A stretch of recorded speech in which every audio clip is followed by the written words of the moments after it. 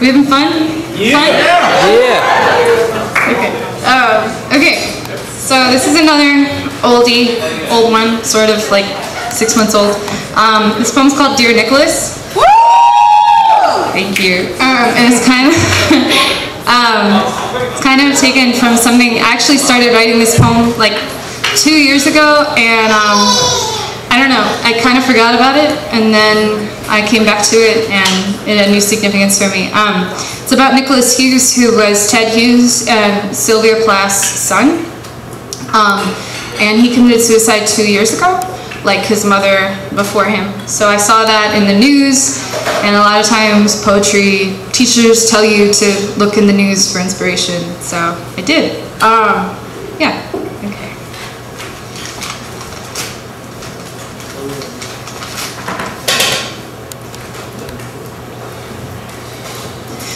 Dear Nicholas, you didn't leave a letter, so now I'm writing you one. They found you last Saturday. You'd gone missing. They didn't know you'd been missing a long time, missing the sunsets that broke like purple-tinged poetry over your Alaskan home, missing the laughter that once bubbled up out of you like hot springs, places where your mother may have taken you, may have lifted you up to the edge to look down into the dark until she too went missing, into the dark inside of her.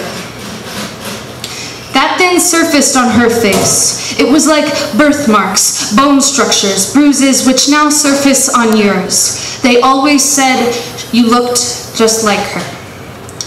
Dear Nicholas, you didn't leave a letter, so now I'm writing you one. When little lost boy turned up, he was up in the trees, hanging by his dashed hopes and swinging rockabye baby in the cradle of some Alaskan oaks, limbs splayed like the branches that snap neck bones. His obsidian eyes were dark periods on a sentence traced with loss. Nicholas, in the papers they said you were a man of science, not letters, and I guess that makes sense, for wasn't your whole life traced by that genetic code which placed her face in exact alignment over yours until you stared through your mother's eyes out at the world, inhaled with her the gas that made the coldest winter warm with death.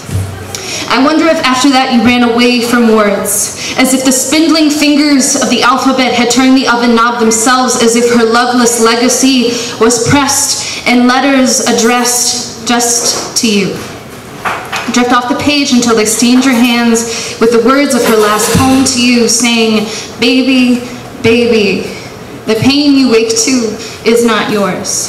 Nicholas, you didn't listen. Dear Nicholas, I once too feared the power of the pen's predictions, so I poured prescriptions forming letters on the bathroom counter, counting 28, 29, 30. Just how many could I count on swallowing before Mom came home?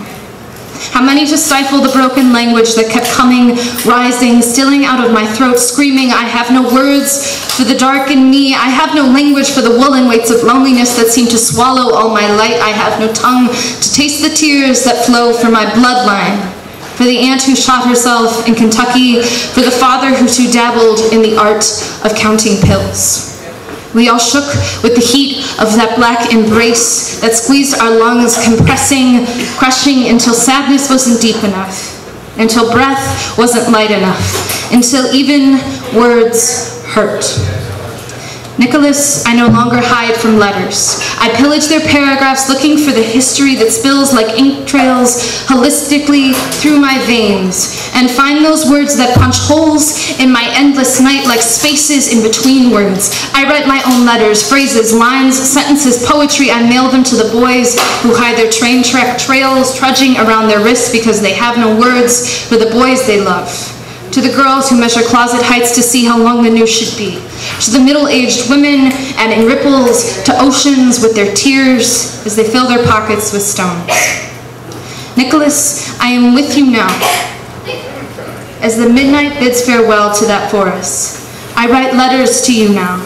I tattoo them on your ears, like the mother's praises you never heard, like the songs you never found in breathing, like the poems you will never use to cradle you, like the letters you will never open.